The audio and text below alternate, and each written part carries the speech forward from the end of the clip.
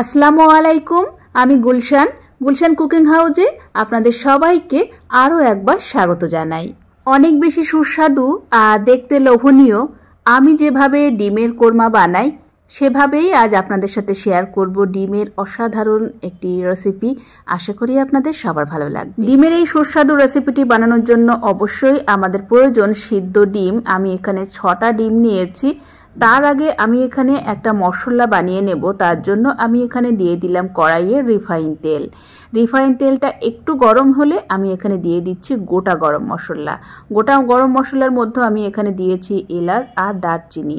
এবার আমি দিয়ে দিলাম প্রায় 1.5 কাপ পরিমাণ পেঁয়াজ কুচি।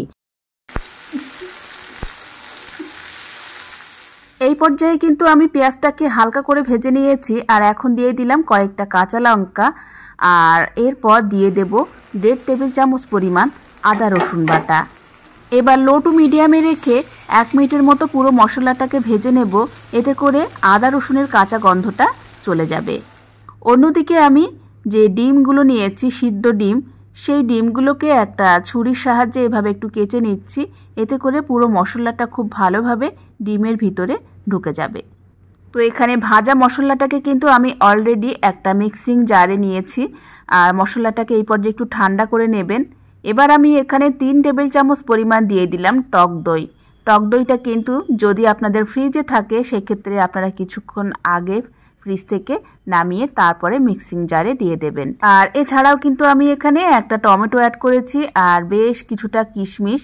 আমি মশলাটাকে খুব ভালোভাবে পেস্ট করে নিয়েছি। এবার আমি ওই কড়াইয়ে সামান্য একটু লবণ দিয়ে দিলাম আর সামান্য একটু হলুদের গুঁড়ো। এখন আমি সিদ্ধ করা ডিমগুলোকে হালকা করে একটু ভেজে নেব। ডিমগুলো ভাজা হলে দেখতে সুন্দর লাগবে, একটু লাল করে ভাজবেন সেজন্য। তো এখানে ডিমগুলোকে ভেজে নিয়েছি। এখন আমি ডিমগুলো তুলে নেব। এবার কড়াইয়ে পরিমাণ মতো তেল দিয়ে আমি গোটা জিরে দিয়ে দিলাম আর সেই সাথে এলাচ আর দারচিনির গুঁড়ো দিয়ে দিলাম সামান্য। এতে করে খুব সুন্দর একটা ফ্লেভার আসবে। তো এরপর আমি দিয়ে দিচ্ছি সেই আগে থেকে পেস্ট করে রাখা পুরো মশলাটাকে দিয়ে এখন লো টু মিডিয়ামে রেখে মশলাটাকে কিন্তু খুব ভালোভাবে কষিয়ে নিতে হবে।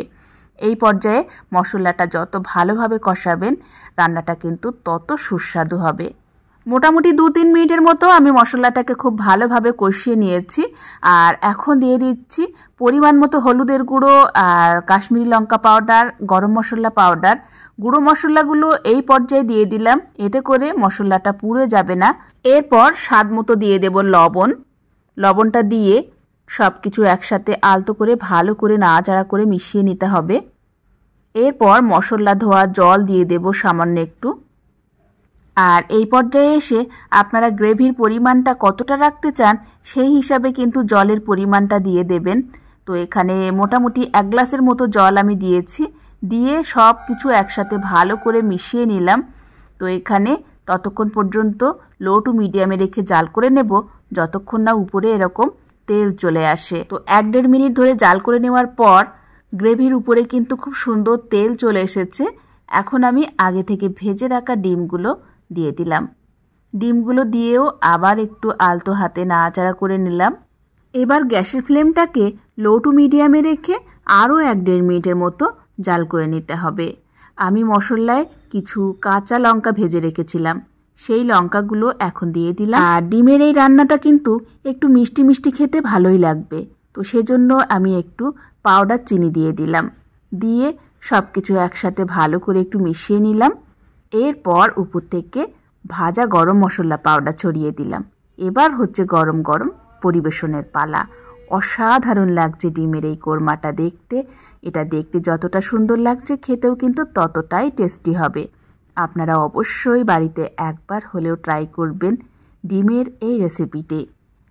গরম গরম ভাতের সাথে কিংবা পোলোয়ার সাথেও কিন্তু আপনারা ডিমের এই রেসিপিটি পরিবেশন করতে পারেন।